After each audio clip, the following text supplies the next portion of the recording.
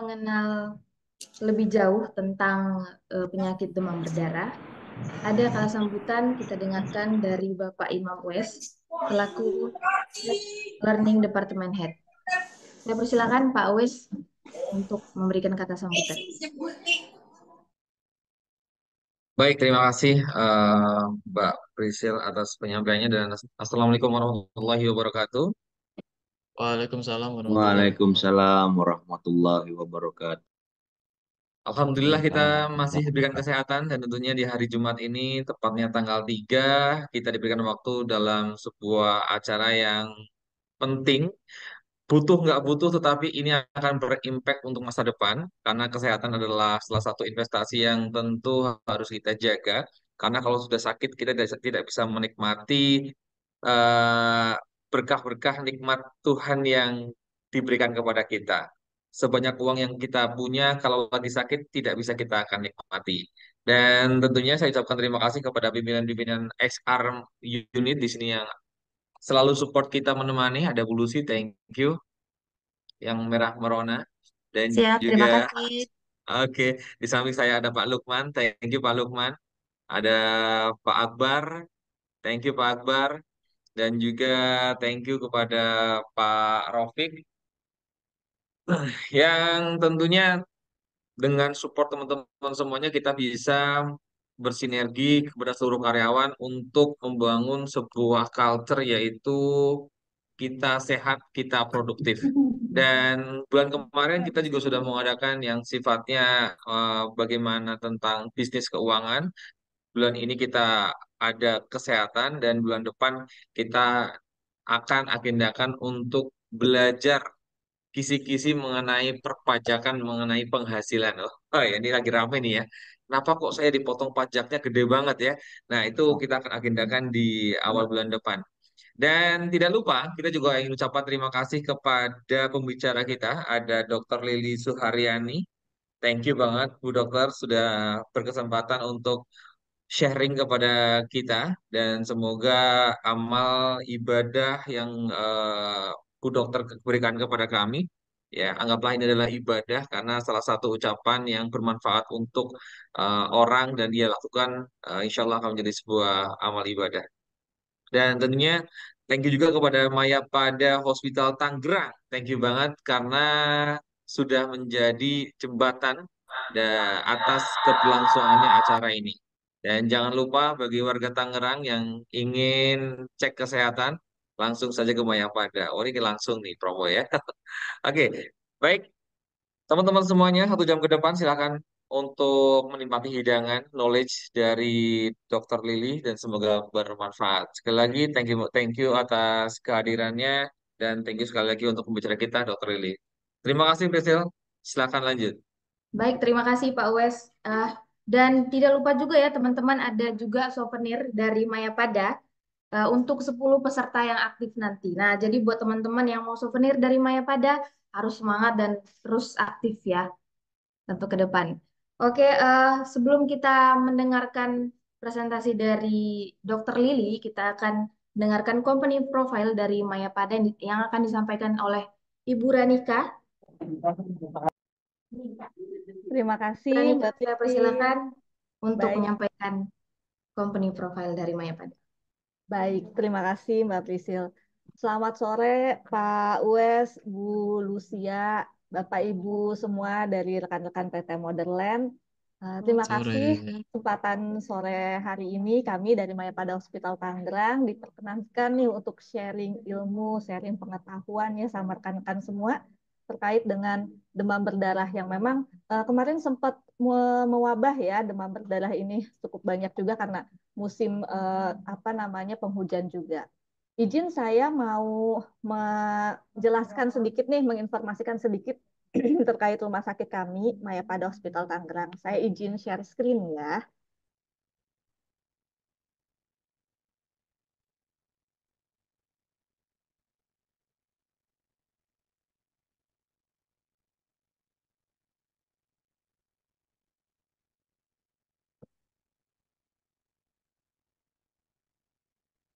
Apakah sudah terlihat, Bapak Ibu Sudah, Bu. semua? Sudah. Sudah, Bu. Oke. Baik, kami Hospital Tangerang merupakan salah satu unit dari Mayapada Healthcare Group, di mana saat ini Mayapada Healthcare Group sudah mempunyai 6 rumah sakit, 6 unit rumah sakit, diantaranya ada Mayapada Hospital Tangerang, Mayapada Hospital Jakarta Selatan, Mayapada Hospital Kuningan, lalu di Bogor ada BMC Mayapada Hospital, di Surabaya juga kami ada Mayapada Hospital Surabaya, yang terakhir baru opening di 2023 kemarin ada Mayapada Hospital Bandung. Dan saat ini kami juga sedang proses pembangunan untuk Mayapada Hospital di IKN. Nah, kami merupakan rumah sakit rujukan trauma center untuk kasus kecelakaan kerja ya Bapak Ibu. Jadi kami sudah bekerja sama dengan BPJS Ketenagakerjaan. Kita menjadi rumah sakit pusat rujukan trauma center karena kami melayani cardiac emergency, stroke emergency, trauma emergency, women and children emergency 24 jam. Jadi jangan khawatir nih Bapak Ibu seandainya terjadi amit-amit ya terjadi kecelakaan kerja atau serangan jantung, serangan stroke, tengah malam, dini hari dokter kami siap datang 24 jam. Kalaupun diperlukan tindakan operasi, pemasangan ring atau misalnya ada kegawat daruratan ibu hamil yang mengharuskan untuk seksio, malam itu juga dokter kami siap melakukannya, siap 24 jam on call beliaunya. Fasilitas di kami pun sangat lengkap ya Bapak Ibu.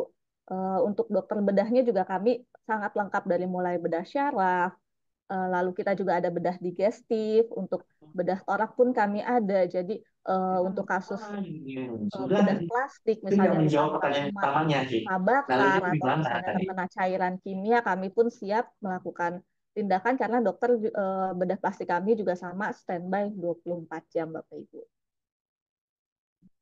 Saya nggak banyak-banyak nih karena mungkin sebagian besar rekan-rekan dari Motherland Group ini sudah kenal dengan Mayapada ya. Kebetulan kami juga lokasinya Mayapada Tangerang ini berada di dalam perumahan Motherland nih di Tangerang.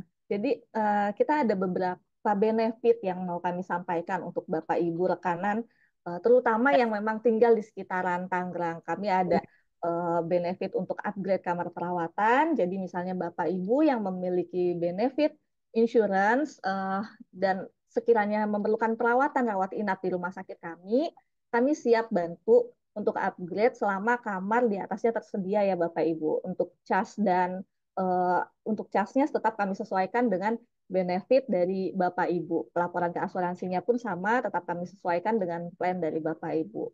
Lalu kami juga ada fasilitas penjemputan Bapak Ibu. Jadi kalau untuk yang tinggalnya jauh nih di luar daerah Tangerang, misalnya kan ada Motherland Cikande ya kalau nggak salah daerah Cikande atau misalnya di Cilejit. Nah kebetulan ada karyawan atau keluarga karyawan yang membutuhkan perawatan, pengobatan di rumah sakit kami siap jemput Bapak Ibu. Jadi fasilitas ini free kita berikan untuk penjemputannya. Kita fasilitasi dengan mobil operasional, bukan ambulan. Untuk biayanya pun kita free, jadi nggak ada yang ditagihkan ke asuransi maupun ke pasiennya. Nanti pada saat penjemputan pun juga kami sudah bantu untuk booking kamarnya ya Bapak Ibu. Di sini kita juga ada tim customer service yang siap mendampingi. Jadi kalau untuk karyawan atau misalnya keluarga karyawan, istrinya atau anaknya ada yang membutuhkan rawat, tapi ayahnya masih kerja nih, boleh nanti kita bantu akomodir, kita jemput. Jangan khawatir, saya bingung, takutnya karena belum pernah ke Mayapada, belum tahu ruangannya. Kita siap bantu dampingi pasien dari mulai datang, lalu untuk kamarnya kami bantu booking, dokternya pun kami bantu untuk komunikasikan, sampai pasien masuk kamar perawatan, kita bantu fasilitasi supaya tidak bingung bagi Bapak Ibu yang misalnya belum pernah datang ke Mayapada Hospital Tangerang. Kami juga bekerja sama dengan trauma center seperti yang tadi saya sampaikan di awal. Jadi kalau untuk kasus-kasus kecelakaan kerja itu sudah bisa cashless ya Bapak Ibu, baik itu rawat jalan maupun rawat inap. Dan edukasi kesehatan secara berkala. Jadi seandainya misalnya dari Motherland memang menjadwalkan untuk edukasi kesehatan secara rutin, kami siap support, siap bantu untuk pembicaranya dengan tema-tema nanti yang disesuaikan oleh Motherland seperti itu. Nah, ini kami juga sedang ada promo nih Bapak Ibu. Jadi untuk kebetulan sekarang kita bahasnya tentang demam berdarah ya. Saat ini memang sudah ada vaksinnya untuk demam berdarah. Jadi di Mayapada Hospital sendiri kami sedang ada paket promo vaksin untuk DBD Rp590.000 untuk satu kali suntik Bapak Ibu. Nah, suntik ini bisa dilakukan di Mayapada. Misalnya mau datang perorangan, datang ke rumah sakit, siap kita fasilitasi, ataupun misalnya mau rombongan nih, misalnya Mbak Rani dari Modern Tangerang, atau misalnya dari Modern Cilejit, dari Modern Cikande, mau rombongan nih 20 sampai 30 orang, kami siap nanti datang ke lokasi Bapak Ibu untuk melakukan vaksin ini, vaksin demam berdarah ini. Selain vaksin DBD, kami juga ada beberapa vaksin yang lain ya Bapak Ibu, karena sekarang cuaca yang sedang nggak menentu nih, kadang hujan, kadang panas, jadi pencegahan itu akan lebih baik. Kami juga ada promo untuk vaksin influenza, lalu untuk vaksin pneumonia, dan eh, bagi wanita mungkin utamanya kita ada vaksin HPV, Gardasil, dan juga HPV yang dengan Gardasil 9, Bapak Ibu. Seperti itu. Mungkin nanti boleh disonding untuk karyawati atau misalnya istri-istri dari karyawan. Nah, ini ada kontak dari saya, Ranika, sebagai marketing di Mayapada Hospital Tangerang. Lalu ada juga Budia, selaku manajer kami, siap membantu Bapak Ibu semua. Boleh dicatat nomornya kalau ada yang mau ditanyakan atau mau sharing, misalnya mau tanya-tanya dulu nih Bu, saya ada keluhan seperti ini, baiknya ke dokter siapa ya? Atau misalnya bisa nggak saya dibantu penjemputan atau seperti apa? Monggo silahkan jangan ragu ya Bapak Ibu. Boleh chat aja ke nomor saya atau ke nomor Budia. Insya Allah kami akan jawab 24 jam. Ya, paling itu aja yang mau saya sampaikan pada sore hari ini. Nanti kita yang seperti tadi Mbak Pris sudah sampaikan, kami akan ada souvenir untuk Bapak Ibu yang aktif dan tetap stay selama acara berlangsung. Jadi nanti boleh ya Bapak Ibu ditunggu aktifnya, mau bertanya, mau sharing tentang materi Dokter Lili pada sore hari ini. Saya kembalikan ke Mbak Prisil. Terima kasih. Terima kasih, baik Bu Rani, terima kasih banyak. Nah, buat teman-teman yang bisa ada mungkin benefit dari Mayapada bisa kita pakai seperti kayak promo vaksin tadi ada senilai 590.000 ya Bu ya. Ya, itu bisa apa rombongan ya tadi. Bisa Mbak Pris, Ya, bisa kalau rombongan. mau rombongan misalnya 20 atau 30 orang dilakukan di lokasi kantor nih, jadi karyawan nggak kemana-mana, boleh nanti kami yang datang ke lokasi. Oke, Gitu. oke. Terima kasih Bu Rani atas benefit-benefit yang sudah disampaikan tadi. Sama-sama Mbak Pris. Sangat-sangat bermanfaat nanti, ya kan? Oke, hari ini kita akan mendengarkan penjelasan tentang DBD dari Dokter Lili, Dokter Dokter Lili Suharyani. Halo Dokter Lili. Iya, halo Mbak. Halo. Ya, Dok, apa kabar, Dok? Baik banget Mbak. Baik Sehat banget juga ya. ya Mbak ya. Ya, iya baik. Jadi sedang marak ya penyakit DBD ini Ya, akhir-akhir betul ini ya, Dok. Mbak. Lagi musim hujan ya Mbak ya. Jadi Iya, memang benar. nyamuknya Oke. mulai. Oke. Ya, boleh langsung aja silakan Dokter Lili Ya, untuk menjelaskan tentang penyakit DBD. baik. Saya share materinya dulu ya Mbak ya. Boleh, boleh, Bu. Boleh, Dok. Suara saya jelas ya Mbak? Jelas. Jelas sekali.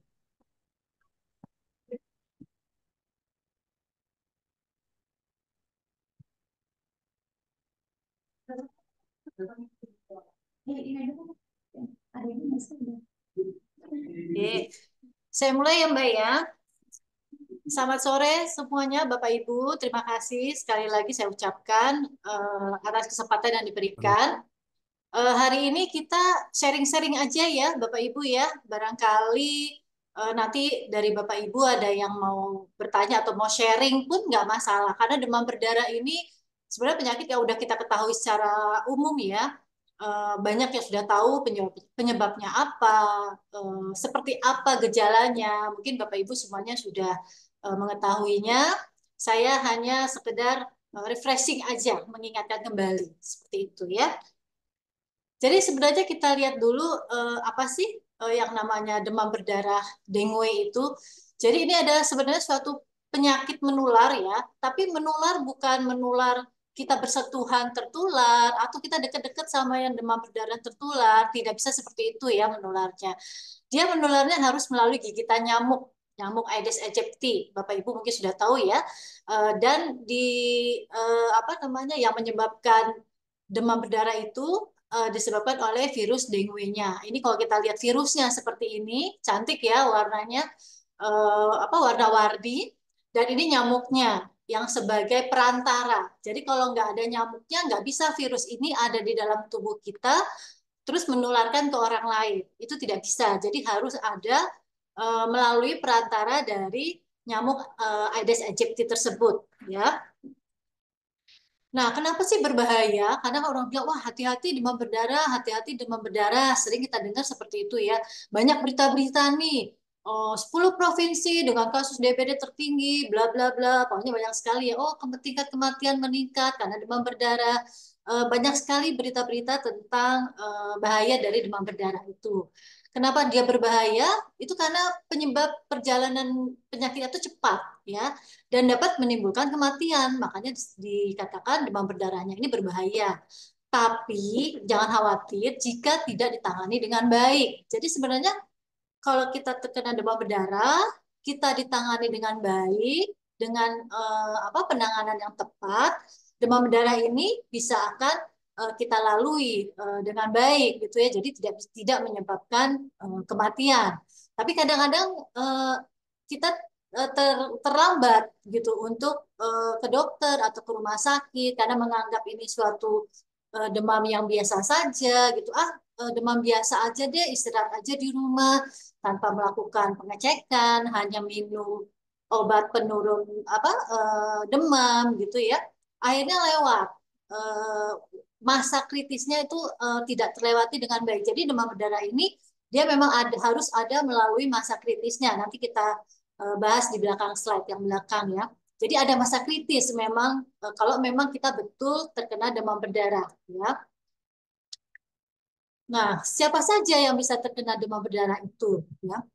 Anak-anak aja enggak juga, semua orang bisa. Tapi memang sering terjadi pada anak-anak ya, seringnya anak-anak yang kena gitu ya, terkena demam berdarah. Tapi sebenarnya enggak hanya anak-anak ya, semua orang bisa. Dari segala usia bisa, mau anak-anak, mau orang tua ya. Resikonya sama, mengalami demam berdarah bila digigit nyamuk Aedes aegypti yang membawa virus. Kalau nyamuk Aedes aegypti-nya tidak membawa virus, ya kita nggak akan tertular gitu. Jadi nggak semua nyamuk Aedes aegypti kita tergigit, kita pasti kena demam berdarah. Belum tentu juga, karena belum tentu nyamuk itu membawa virusnya gitu. Jadi harus nyamuk yang sudah ada virus dengue-nya di dalam liurnya virus nyamuk tersebut sudah ada virus dengue di dalam liurnya, itu yang bisa menyebabkan kita tertular. Kemudian resiko yang bisa mengalami demam berdarah memang lebih tinggi ya pada orang-orang dengan golongan-golongan yang seperti ini nih. Kalau yang sudah pernah, mungkin Bapak Ibu ada yang sudah pernah terkena ya sebelumnya dengue. Nah, hati-hati kalau terkena kembali itu biasanya bisa agak lebih berat. Kadang-kadang bisa terjadi seperti itu. Tapi tidak pasti, tapi kadang-kadang bisa terjadi lebih berat. Kemudian pada orang-orang dengan imun yang rendah ya, seperti orang tua, lansia gitu ya, orang-orang dengan obesitas ya, yang terlalu gemuk, itu juga termasuk orang-orang yang berisiko tinggi akan mendapatkan demam berdarah yang berat. Kemudian orang-orang dengan komorbid, mungkin ada penyakit bawaan seperti darah tinggi, ada diabetes, ada sakit jantung, itu juga resiko untuk terkena demam berdarah ya. Terus anak-anak tadi sudah kita katakan juga dia rentan juga untuk terkena demam berdarah ya. Mungkin kalau anak-anak daya tahan tubuhnya mungkin masih belum terlalu bagus sehingga lebih mudah untuk terkena penyakit demam berdarah tersebut. Nah, ini kita lihat nih nyamuknya. Nyamuknya udah kenal semua ya, nyamuknya ya. Warna-warninya tuh hitam putih itu udah biasa kita lihat. Jadi hati-hati kalau di rumah ada nyamuk yang garis-garis seperti ini, hitam putih ya, warnanya belang-belang ya. Kemudian dia berkembangnya nggak di tempat yang kotor-kotor nih gitu ya. Dia tidak berkembang di selokan-selokan atau got-got yang hitam gitu, atau yang sudah berhubungan sama tanah. Jadi dia memang di tempat-tempat yang bersih, yang jernih. Biasanya dia bisa berkembangnya di situ ya. Iya, mana? Kemudian menggigitnya biasa di pagi hari atau di sore hari. Makanya biasanya kenapa pada anak-anak mungkin di sekolah gitu ya, di sekolah mungkin di tempat yang terbuka atau banyak genangan-genangan di sekolah sehingga anak-anak lebih rentan juga untuk terkena gigitan nyamuk dari Aedes aegypti ini.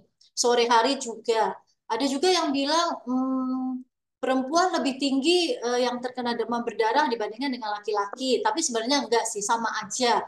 Kenapa ada yang mengatakan begitu? Katanya perempuan banyak yang nggak bekerja gitu. Tapi kalau sekarang kan banyak perempuan yang bekerja ya, jadi aktif juga keluar, mungkin di kantor gitu. Tapi dianggap di rumah, mungkin di rumah ada nyamuk demam berdarahnya sehingga dikatakan perempuan lebih banyak dibandingkan dengan laki-laki. Tapi kalau secara teorinya laki perempuan kurang lebihnya sama gitu untuk resiko terkena demam berdarah. Kemudian nyamuknya bisa terbang sekitar 100 meter. Nah, jadi kalau kita di rumah udah bersih, tapi tetangga kita masih agak banyak genangan-genangan atau kurang bersih, nah kita bisa tertular juga nih, karena nyamuknya bisa nih nyebrang dari tetangga kita ke rumah kita. Jadi kalau bisa kebersihannya memang tidak hanya di rumah ya, tapi di lingkungan. Sehingga itulah gunanya kita harus bekerja sama dengan ketua RT atau ketua RW setempat apabila ada warga yang memang terkena demam berdarah. Karena memang dia bisa terbang sampai 100 meter ya, lumayan jauh ya 100 meter ya. Jadi harus hati-hati memang. Kemudian dia biasanya istirahat di tempat-tempat yang gelap atau tempat-tempat yang lembab. Nah, ini juga kita harus hati-hati ya. Nah, ini kita lihat dulu nih siklus si nyamuk tadi.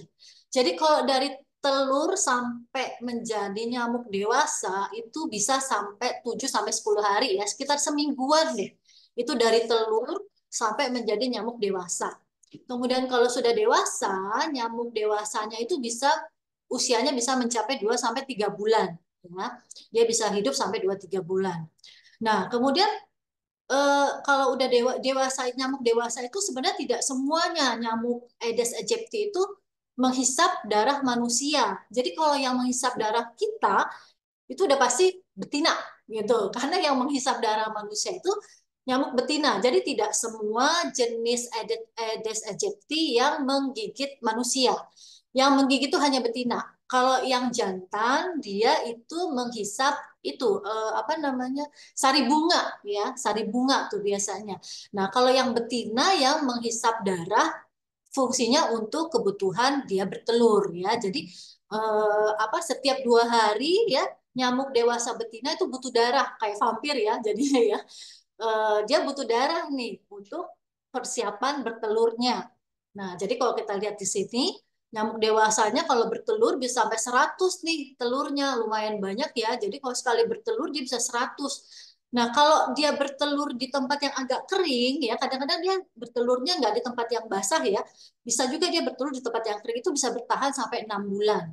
Jadi telurnya ini lumayan kuat, jadi bisa bertahan sampai 6 bulan. Nanti begitu misalnya ada hujan gitu ya, airnya ada tergenang, nah itu mulai dia proses berubah untuk dari telur berubah menjadi jentik-jentik ya. 1-2 hari dia berubah menjadi jentik-jentik. Nih, udah dari telur tadi setelah ada air, kemudian dia 1-2 hari bisa berubah menjadi jentik ya. Kemudian sekitar 5-7 hari berubah menjadi kepompong. Dari kepompong 1-2 hari baru dia berubah menjadi nyamuk dewasa. Jadi kalau kurang lebih dari telur sampai dewasa itu sekitar 7 sampai 10 hari ya. Jadi sekitar semingguan tuh proses dari telur sampai menjadi nyamuk dewasa. Dan sekali bertelur 100 telurnya kurang lebih. Banyak banget tuh telurnya ya. Nah, ini dia tempat-tempatnya. Kita lihat ya. Di tempat-tempat yang bersih justru gitu. Jadi dia suka di genangan-genangan air. Kadang-kadang kita mungkin di rumah ada apa namanya alas-alas yang seperti ini ya, alas pot bunga mungkin yang ada genangan airnya. Nah, itu bisa menjadi tempat-tempat si nyamuk tadi bertelur ya, bertelur atau ada kolam ikan atau kolam-kolam seperti ini gitu ya. Kemudian jangan lupa juga nih gantungan-gantungan baju di kamar. Nah, hati-hati juga tuh barangkali ada gantungan-gantungan baju di kamar yang membuat kamar itu jadi agak lembab dan dia nyamuk itu senang dengan bau kita, bau tubuh manusia. Apalagi kalau baju yang sudah dipakai. Nah, itu senang banget tuh nyamuknya. Jadi, kalau kita mungkin pakai jaket mungkin ya yang nggak dicuci setiap hari ya. Jaketnya kita gantung mungkin di belakang pintu gitu atau di kamarnya lembab, suasananya gelap. Nah, nyamuknya senang banget tuh apa namanya berkembang di situ dia. Jadi senang dia di tempat-tempat yang gelap, tempat-tempat yang lembab, dan di baju kita tuh dia senang dengan bau badan manusia gitu. Jadi hati-hati dengan kita menggantung baju-baju di rumah atau di eh, kamar tidur yang agak lembab. Nah, ini kita lihat siklus penularan demam berdarahnya. Ya, tadi kita udah lihat siklus nyamuknya dari telur sampai ke nyamuk dewasa itu memakan waktu sekitar semingguan ya, 7 sampai 10 hari. Udah ya, tadi kita sudah lihat. Kemudian kalau dia udah dewasa, kita lihat siklus demam berdarahnya. Nah, dewasa dia akan menggigit ke manusia, anggaplah anak sekolah ya. Dia sudah membawa nih tapinya, dia sudah menggigit ke orang yang sakit dulu. Kalau dia belum menggigit ke orang yang sakit, nyamuk ini tidak bisa menularkan virus dengue-nya. Jadi dia harus menggigit dulu ke orang yang sudah sakit. Nyamuk ini akan menggigit ke orang, kemudian sekitar kurang lebih 7 hari, orang itu akan sakit. Bukan udah mulai rasa nggak enak badan, sudah mulai demam gitu ya, sudah mulai ada keluhan setelah kurang lebih 5 sampai 7 hari digigit oleh nyamuk yang mengandung virus dengue. Nah, kemudian setelah 5 atau 7 hari tersebut, orangnya menjadi demam. Karena viremia itu virusnya udah mulai berkembang nih di dalam tubuh kita.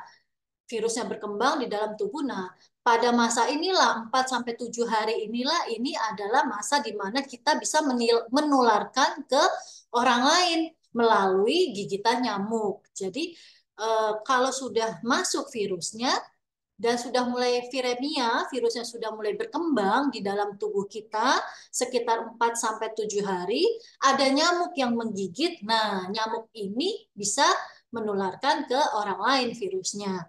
Kalau nyamuknya menggigit orang yang sudah sakit, yang sudah ada virus dengue-nya, di dalam tubuh, bukan di dalam tubuhnya, di air liurnya, di air liurnya nyamuk itu akan berkembang si virus tadi. Akan berkembang si virus tadi kurang lebih sekitar 7 hari dia di dalam air liur.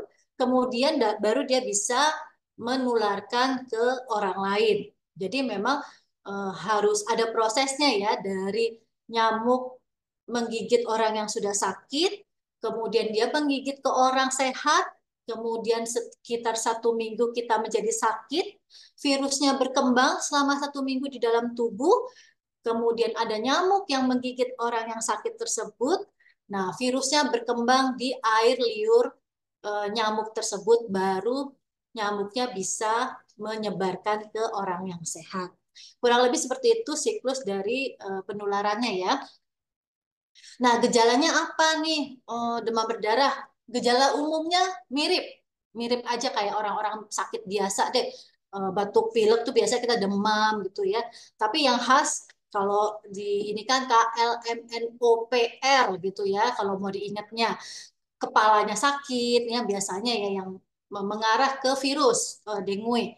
Lemah, tubuhnya mulai lemah, mual, ada rasa mual, muntah gitu. Karena apa? Karena virus ini di dalam tubuh kita dia bisa menyerang ke dalam hati kita, sehingga itu yang menyebabkan kita rasanya nggak enak, terus nyeri, perutnya jadi sakit, kalau ditekan sakit, karena hati kita terganggu. Nah, itu yang apa menyebabkan kita rasanya mual, pengen muntah gitu, karena virusnya ini bisa menyerang ke hati kita. Ada yang kalau lebih parah hatinya agak membesar, hepatomegali. Nah, itu kalau memang virusnya sudah berkembang. Jadi hati kita agak membesar. Kemudian nyeri otot. Nah, ini nyeri otot ini atau nyeri-nyeri sendi. Ini adalah gejala yang khas untuk infeksi karena virus ya. Kemudian ada perdarahan. Nah, ini juga nih kalau khasnya lagi dari demam berdarah ada perdarahan spontan. Bisa BAB-nya berdarah, bisa gusinya berdarah, itu bisa juga. Atau yang di kulit ya, ruam-ruam di kulit, merah-merah di kulit. Kita lihat perdarahan di kulit itu ciri khas sekali untuk gejala ke arah demam berdarah ya. Jadi harus hati-hati kalau memang ada muncul gejala-gejala seperti ini. Nah, ini yang saya katakan tadi. Jadi khasnya demam berdarah itu siklus dari demamnya seperti pelana kuda. Pelana kuda itu kan kayak gini ya. Nah, di sini kita biasanya tempat duduknya kita nih kalau kita di kuda gitu ya. Kita duduknya di sini. Jadi biasanya hari pertama sampai hari kita ketiga itu demamnya tinggi. Ya, mungkin sampai 39, 40 derajat demamnya tinggi nih. Tapi ya itu gejalanya ya sama mirip dengan yang lain ya, penyakit-penyakit yang lain gitu. Nah, tapi pada setelah 4-5 hari dia akan turun. Nah, kadang-kadang kita terkecoh di sini. Oh, demamnya sudah mulai turun, anaknya berarti sudah mulai sehat gitu ya. Nah, ini yang kita kadang-kadang terkecoh di sini, menganggap bahwa kondisinya sudah tidak perlu lagi untuk berobat ke rumah sakit. Padahal ini adalah fase kritis. Gitu, fase kritis. Jadi demamnya turun drastis dan sering kita terkecoh seolah-olah ini adalah kesembuhan gitu ya. Tapi sebenarnya ini hati-hati karena kalau tidak ditangani dengan tepat dari fase kritis ini bisa menjadi shock ya, bisa menjadi gak sadar orangnya malah jadi shock gitu. Dan kalau udah shock agak susah lagi nih untuk kita selamatkan. Makanya memang harus hati-hati dari awal gejala. Kita harus pantau dari awal hari pertama sampai ketiga demam itu kita harus pantau gejalanya. Kalau memang sudah minum obat demam tidak berkurang, sebaiknya segera ke dokter. Kemudian kalau kita sudah bisa melewati masa kritis ini, sekitar 6-7 hari, itu dia akan naik kembali demamnya. Tapi itu sebenarnya sudah memasuki fase penyembuhan, jadi masih aman. Makanya biasanya kalau dirawat, biasanya minimal 7 hari nih, agar dia melewati masa kritisnya dulu gitu ya. Jadi makanya kalau kita sebagai pekerja, usahakan ya memang jangan sampai terkena demam berdarah ya, karena kan waktunya penyembuhannya memang cukup lama nih, sekitar 1 mingguan kita harus istirahat karena memang fasenya seperti itu untuk melewati masa kritisnya terlebih dahulu. Nah, ini juga sama ya. Jadi ini kalau lihat dari darahnya hari pertama, ketiga, biasanya kalau dicek masih normal-normal tuh, HB-nya normal, trombositnya normal gitu. Tapi begitu hari ketiga, keempat, kelima, nah begitu kita cek darah, biasanya baru kelihatan trombositnya sudah mulai turun. Nah ini udah hati-hati.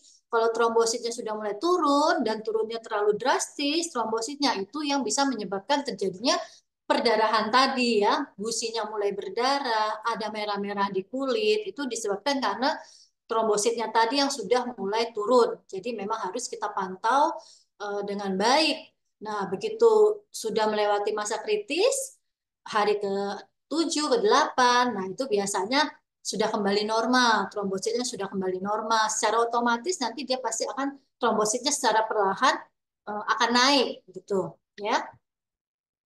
Nah, ini juga ya, yang tadi sama sih ya. Jadi demam tinggi, nyeri otot, banyak minum. Jangan lupa, kalau kita demam, demam apapun ya, nggak hanya demam berdarah, itu memang harus banyak minum. Karena kalau kita pada saat demam, kita minumnya kurang, takutnya tubuh kita dehidrasi. Dehidrasi malah lebih bahaya, apalagi kondisi demam berdarah. Jangan sampai terjadi dehidrasi. Jadi kalau Bapak Ibu atau mungkin anak-anaknya di rumah demam, sebaiknya harus banyak minum ya. Memang kadang-kadang mulut terasa pahit ya. Mau minum aja rasanya enek, apalagi perut juga nggak enak, mual, muntah. Jadi rasanya mau minum aja susah gitu. Tapi sebaiknya memang kita harus paksakan untuk minum selama kita masih bisa minum ya. Kalau udah nggak bisa minum ya udah mau nggak mau harus dirawat di rumah sakit. Minum nggak harus air putih. Kalau memang kurang nyaman dengan air putih karena rasa nggak enek, masih ada rasa mual, enek, bisa mungkin yang lain yang nyaman di perut aja gitu ya. Bisa jus kalau memang tidak masalah dengan buah-buahan tertentu. Jadi yang penting harus ada cairan yang masuk ke dalam tubuh kita biar kita tidak dehidrasi ya. Untuk demam apapun, tidak hanya untuk demam berdarah. Nah, ini tadi ya, hari keempat kelima dia turun tadi ya. Nah, apabila tidak mendapatkan pengobatan dengan baik, yang tadi tidak mendapatkan penanganan dengan baik, trombosit akan terus turun. Nah, perdarahan secara otomatis akan terjadi kebocoran pada pembuluh darah kita. Nah, ini yang harus penanganannya yang harus benar ya. Kemudian 6-7 hari kemudian baru dia akan kembali, trombositnya naik, nafsu makannya juga akan secara otomatis meningkat kembali nafsu makannya. Nah, ini sedikit perbedaan antara tipes sama demam berdarah. Kadang-kadang saya tipes apa demam berdarah ya gitu loh. Tapi ini secara gejala aja ya. Tapi untuk pastinya memang kita harus melakukan pemeriksaan laboratorium. Tapi kalau secara gejala sekilas perbedaan tipes dan demam berdarah itu kalau demamnya kalau tipes biasanya naik turun pagi hari dia turun gitu ya. Kalau di malam hari mulai naik nih, sore-sore nih biasanya udah mulai demam. Tapi begitu pagi biasanya udah enakan, badannya enak gitu ya, bisa beraktivitas bahkan di pagi hari kadang-kadang bisa seperti itu.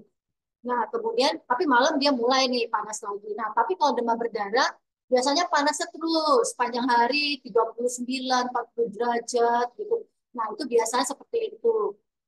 Ruam-ruam merah bisa muncul apa namanya bisa muncul juga pada saat tipes ya bermunculannya, tapi biasanya nggak terlalu banyak dibandingkan dengan demam berdarah. Kalau demam berdarah kan karena ada perdarahan.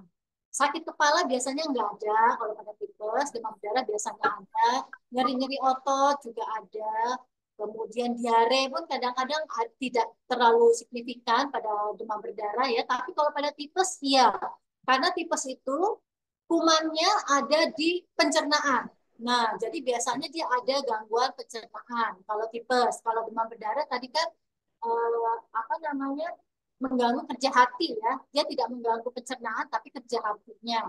Nah, tapi jadi dia diarenya tidak terlalu. Nah, kemudian kalau kehilangan cairan yang parah ya, kalau pada tipes, kalau memang penyakitnya udah parah, baru tuh bisa terjadi kehilangan cairan. Tapi kalau demam berdarah lebih sering terjadi tubuh kekurangan cairan, gitu ya. Kemudian kalau tipes biasanya sepanjang tahun nih, kapan aja bisa terjadi. Kalau demam berdarah biasanya pada musim-musim tertentu, seperti sekarang musim hujan, gitu ya.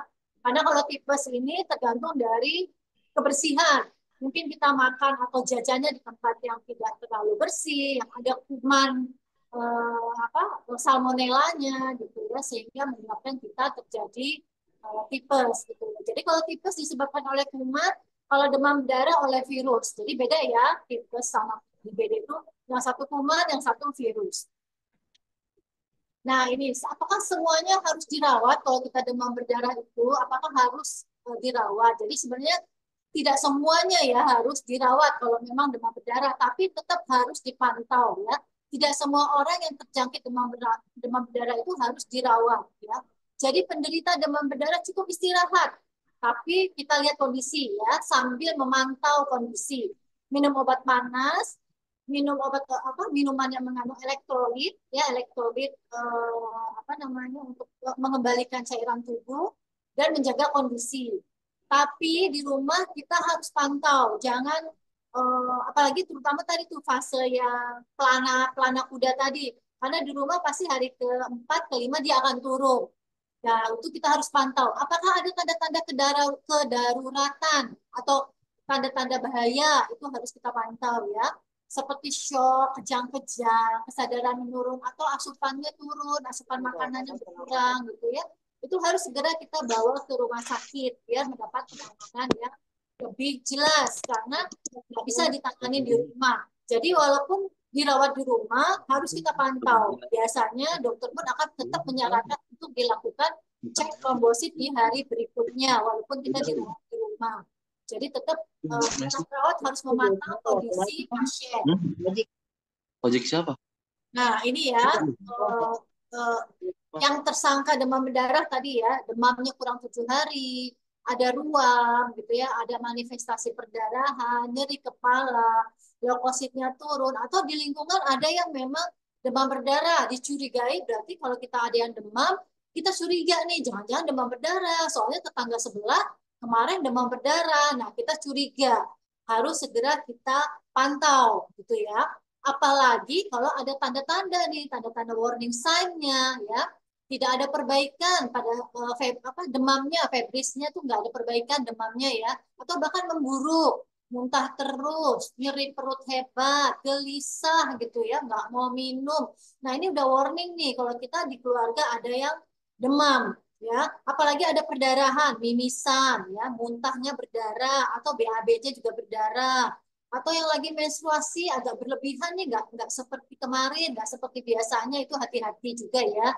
Terus pusing-pusing, pucat gitu ya, atau kencingnya kurang. Nah, kencingnya kok nggak kayak biasanya, berkurang. Itu sudah menjadi tanda-tanda kita harus waspada. Kalau ada tanda-tanda ini, ya harus dirawat inap segera. Maksudnya dibawa ke dokter ya, dirawat inap gitu ya, untuk dipantau lebih lanjut pemantauan klinis dan laboratoriumnya. Tapi kalau tidak ada tanda-tanda ini, hanya demam biasa, tapi kita curiga demam berdarah, sebaiknya kita tetap yang tadi saya katakan bisa dirawat jalan, tapi harus kita pantau tetap ya. Kita lihat ada indikasi sosial enggak, tadi yang adakah tetangga kita yang demam berdarah, atau ada komorbidnya enggak, atau ada penyakit-penyakit yang lain seperti apa, diabetes mungkin, darah tinggi. Kita harus hati-hati. Kalau memang ada seperti itu, mungkin sebaiknya disarankan untuk rawat inap. Tapi kalau tidak, bisa kita lakukan rawat jalan dengan banyak minum, anti demam, tapi kita tetap pantau. Kalau ada tanda-tanda bahaya seperti ini, tanda-tanda bahayanya muncul, harus segera kita rawat inap. Jadi memang kita harus pantau kalau memang kita ada keluarga atau ada anak kita yang demam ya. Kalau udah 2-3 hari nggak berkurang demamnya, ya sudah sebaiknya segera ke dokter aja, biar dokter yang menentukan apakah harus dirawat inap atau tidak. Itu lebih aman untuk kita ya.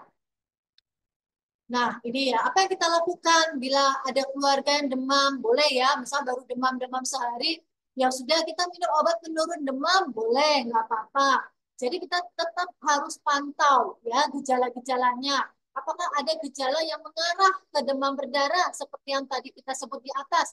K, L, M, N, O, P, R, Q-nya nggak ada ya. Nah, itu kita harus pantau tuh, ada sakit kepalanya, lemah nggak badannya, mual muntah, nyeri otot, perdarahan atau ruam-ruam, itu harus kita pantau. Kalau memang tidak ada gejala seperti itu, boleh kita teruskan untuk minum obat penurun panasnya. Konsumsi air jangan lupa ya, 2 liter sehari agar tidak dehidrasi. Lakukan kompres ya, kompres air hangat, jangan air es. Kalau dulu kita kalau kompres pakai air es ya, sekarang kita kompresnya pakai air hangat, jangan air panas. Kalau air panas nanti kulitnya melepuh. Jadi kita pakai air hangat aja. Kita kompres di area kepala, dahi ya, ketiak, di kedua ketiak itu juga bisa kita taruh, atau di selangkangan kaki. Nah, itu juga tempat-tempat area yang bisa kita taruh untuk kompres ya. Istirahat total udah pasti, istirahat dulu. Nah, bila demam tidak turun-turun atau ada gejala-gejala tadi ya, KLMNOPR tadi, harus segera dibawa ke pusat pelayanan yang terdekat untuk memastikan apakah ini demam berdarah atau tidak, agar kita tidak kecolongan nih untuk tadi masa kritisnya tadi yang pelana kuda tadi gitu. Jadi kalau memang udah minum obat demam, masih ada demam tinggi dan gejala-gejalanya mulai muncul, lebih baik kita segera bawa ke pelayanan kesehatan atau dokter yang terdekat ya untuk memastikan diagnosisnya. Nah, kalau untuk yang misalnya kita sudah ke dokter gitu ya, oh ternyata dokter udah memeriksa dan sebagainya, kemudian dinyatakan oke, boleh rawat jalan gitu ya, tidak harus rawat inap ya.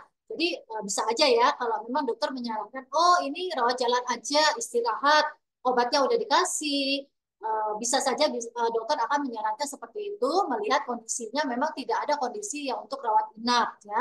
Nah, di rumah kita harus banyak minum air putih lagi. Enggak harus air putih ya, maksudnya banyak minum air ya.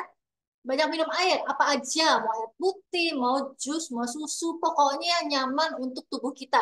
Jangan habis minum teh kok perutnya nggak enak ya, ya jangan. Habis minum susu juga mungkin nggak nyaman di perut, ya sebaiknya jangan kita minum gitu. Kita cari cairan yang memang bisa masuk ke dalam tubuh. Cairan kan nggak harus minuman, mungkin dari makanan, sop, kuah sop gitu ya. Itu juga harus bisa tuh untuk menambah cairan tubuh kita. Jadi kita panas tubuh kita bisa cepat turun kalau kita cairannya tercukupi. Nah, jangan lupa pantau frekuensi buang air kecil ya. Tadi tanda-tanda bahaya tadi kalau buang air kecilnya udah berkurang nih 4-6 jam tuh akan kencing-kencing ya. Nah, itu kita harus udah curiga gitu ya. Apakah ada masalah? Kita harus pantau buang air kecilnya. Apakah memang buang air kecil dalam waktu 4-6 jam, terus banyak nggak gitu ya buang air kecilnya, itu harus kita pantau ya. Kemudian minum obat penurun panas sudah pasti deh. Obat penurun panas tuh ya kita minum aja dulu ya. Tapi kalau demamnya masih belum berkurang, misalnya lebih dari 38 derajat, bisa kita ulangi lagi. Mungkin sekitar 4-6 jam bisa kita ulangi lagi. Jadi nggak harus pagi, siang, sore. Bisa pagi udah minum, tapi kok nggak turun-turun, terus 4 jam boleh kita ulangi. 4-5 jam boleh kita ulangi lagi. Ya.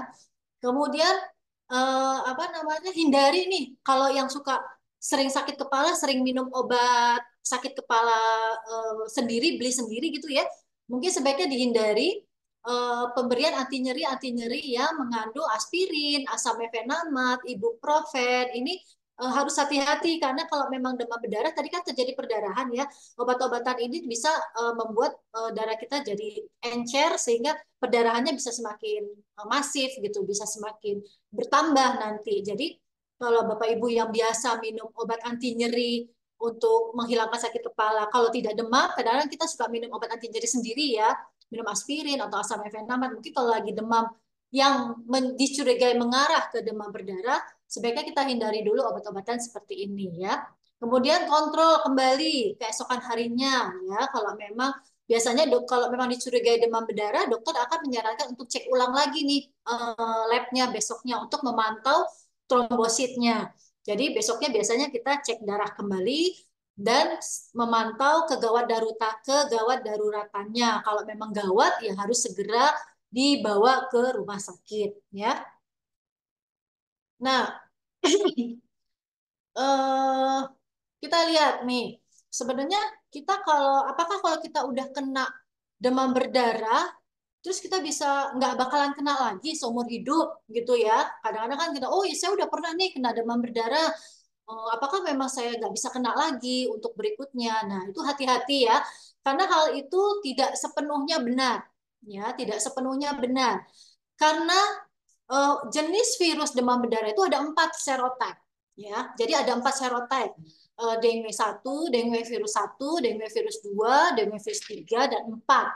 Jadi memang benar ya, saat kita terkena virus, salah satu virus dan sudah diobati, kita akan memiliki kekebalan terhadap virus tersebut, yang satu serotype tersebut, tapi tidak yang 3 serotype lainnya. Jadi kita masih ada kemungkinan terkena lagi untuk serotype yang lain gitu ya. Jadi artinya ada kemungkinan kalau kita itu akan mengalami sebanyak 4 kali demam berdarah seumur hidup, kemungkinan ya.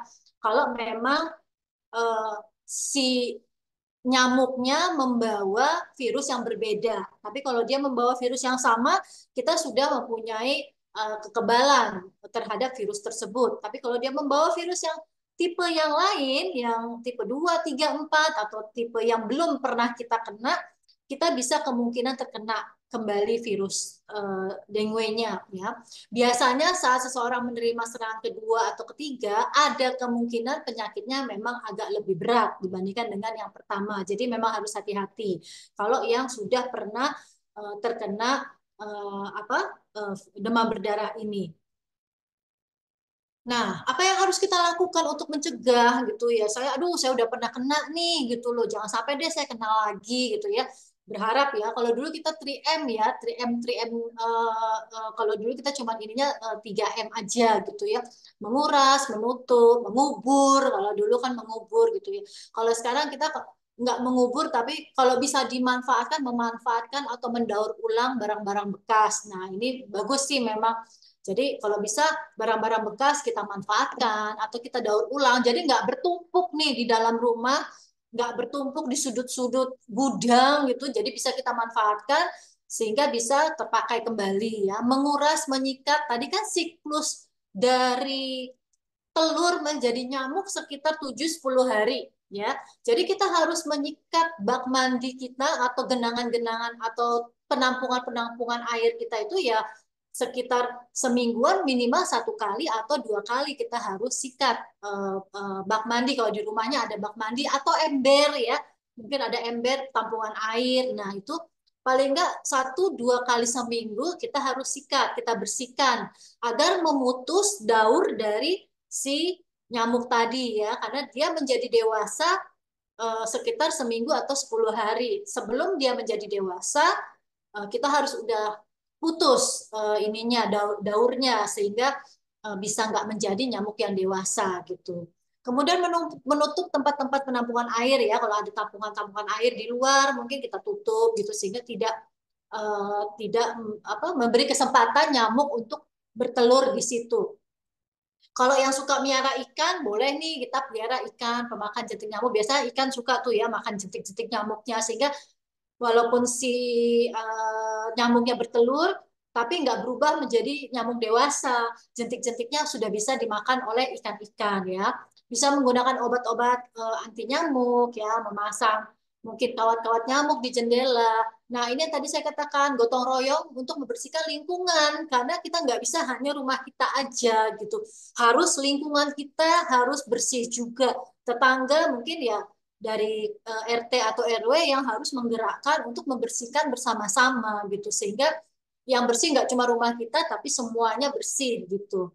Kemudian periksa tempat-tempat penampungan air ya. Nah, meletakkan pakaian bekas pakai ya di dalam wadah yang tertutup. Mungkin kita ada tempat laundry di rumah ya, kita biasanya taruh di situ. Cuman kadang-kadang kalau karena sibuk kita mungkin tidak setiap hari untuk mencuci baju. Mungkin 2 hari sekali kita cuci, baru kita cuci bajunya ya. Nah, itu sebaiknya tempat laundrynya yang ada tutupannya gitu. Jadi nyamuknya nggak senang di tempat-tempat yang tadi saya bilang bahwa dia senang dengan bau badan kita. Jangan pakaian yang bekas pakai itu kan pasti ada nempel nih bau badan kita di situ, sehingga nyamuk senang ke dalam situ. Dan apalagi biasanya tempat laundry mungkin kita taruhnya agak diumpetin gitu ya, tempat keranjang baju kotor kita agak umpetin sehingga tempatnya agak lembab, agak gelap. Nah, nyamuk tambah senang untuk berkembang di tempat-tempat yang seperti itu ya. Bisa juga memberikan obat-obatan laufasida gitu ya, atau obat-obatan kayak abate, bubuk abate, tapi sebaiknya ini tidak di tempat-tempat yang kita minum ya, misalnya sumur atau apa, sebaiknya tidak kita berikan, tidak kita taruh di tempat yang airnya kita minum gitu. Tapi mungkin misalnya kita ada tampungan ember di luar untuk nyiram bunga, nah itu bisa kita kasih obat-obatan untuk membunuh si jentik-jentik tadi ya. Kemudian memperbaiki saluran, talang air yang tidak lancar ya. Kalau bisa kita punya tanaman-tanaman, mungkin ada yang bisa tanaman-tanaman yang bisa sebagai pengusir nyamuk gitu ya. Itu bisa kita tanam di halaman rumah. Ini yang bisa kita lakukan untuk mencegah. Intinya sih kebersihan ya, kebersihan rumah dan lingkungan, dan air-air yang tergenang itu yang harus kita bersihkan.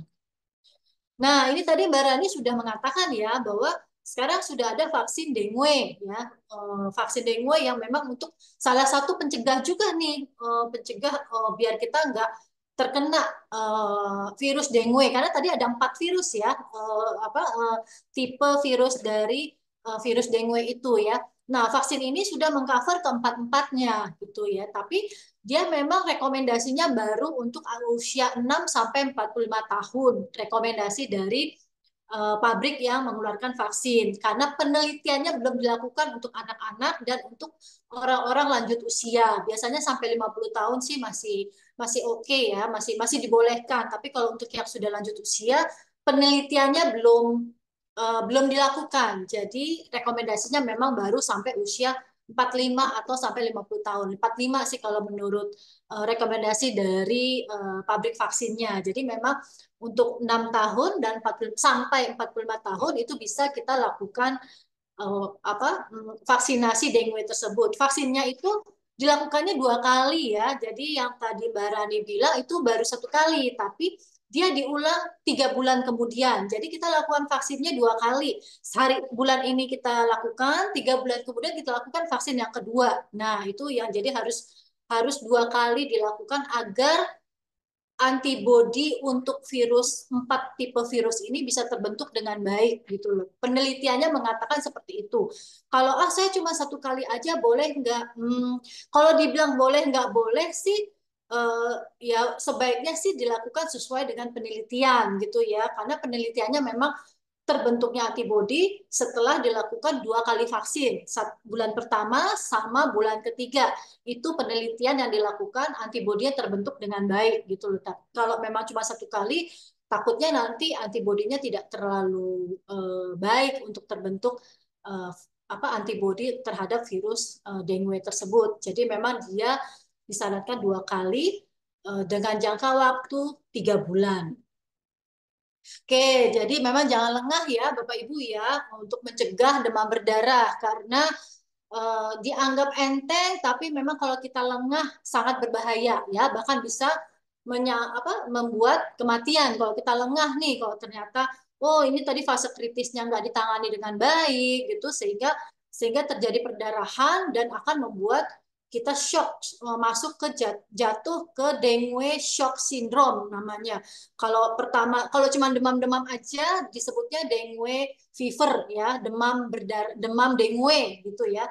Tapi kalau sudah ada perdarahan baru disebutnya demam berdarah dengue gitu ya. Nah, ada lagi yang namanya dengue shock syndrome. Nah, itu kalau memang perdarahannya tidak bisa ditangani dengan baik sehingga kita terjadi shock, kita bisa pingsan gitu ya, bisa bahkan koma kalau memang yang parah ya karena memang cairan yang keluar dari tubuh kita udah keluar terlalu banyak, perdarahannya sudah terlalu banyak, kita kekurangan nih cairan tubuh kita sehingga kalau kita kekurangan cairan, darah kita keluarnya terlalu banyak, sedangkan darah itu membawa oksigen atau nutrisi untuk keperluan organ tubuh kita. Kalau perdarahannya terlalu banyak, sudah keluar terlalu banyak, tubuh kita nggak bisa mendapatkan oksigen atau nutrisi dengan baik, akhirnya semuanya tidak bisa bekerja dengan baik. Itu yang bisa menyebabkan ke arah koma dan bahkan kematian tadi gitu. Jadi memang harus kita jangan lengah nih kalau memang ada yang demam dan mengarahnya ke arah dengue. Jadi harus kita pantau. Tetap harus kita pantau walaupun kita rawat di rumah ya. Oke, jadi kurang lebih seperti itu Bapak Ibu. Mungkin nanti kita bisa tanya jawab aja ya kalau memang ada yang mau ditanyakan, mudah-mudahan saya bisa menjawabnya. Baik Mbak Prisil, saya kembalikan ke Mbak Prisilia ya. Baik, Dokter Lili, terima kasih banyak sharing hari ini.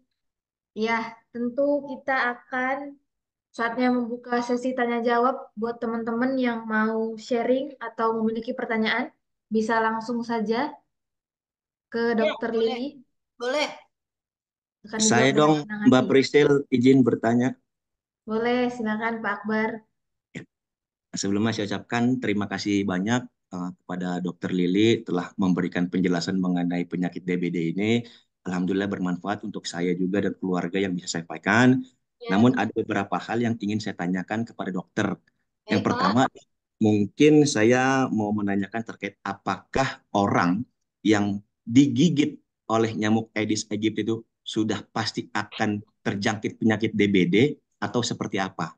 Apakah otomatis atau ada antibodi kah dalam diri kita untuk melawan itu dan bagaimana meningkatkannya, Dok? Terus yang kedua, media penularan penyakit DBD ini apakah hanya satu-satunya melalui nyamuk tersebut ataukah ada pasien yang sudah terpapar, bisa mungkin dari darah ataupun keringat dan air liur lainnya, bisa menyebabkan penyakit kepada pasien berikutnya, Dok? Ya, Itu cukup mungkin pertanyaan dari saya, Dok. Terima kasih. baik. Saya langsung jawab aja ya, Mbak Prisil ya. Ya, silakan dok. Ya, jadi gini Pak Akbar. Kalau yang pertama tadi ya, apakah kita kalau terkena virus dengue udah pasti terkena dengue ya? Sebenarnya gini, kita mungkin bisa aja terkena, mungkin terkena, tapi keparahannya tergantung kembali lagi ke daya tahan tubuh kita gitu ya. Kalau kita daya tahan tubuhnya bagus, biasanya sih demam-demam, demam-demam, tapi nggak sampai yang parah gitu loh. Nah, kembali lagi memang kita harus punya daya tahan tubuh yang bagus ya, daya tahan tubuh yang bagus sehingga eh, kalaupun kita digigit nyamuk, memang walaupun kita terkena, tapi belum tentu menjadi sesuatu yang parah gitu ya. Makanya kita harus punya daya tahan tubuh yang bagus gitu.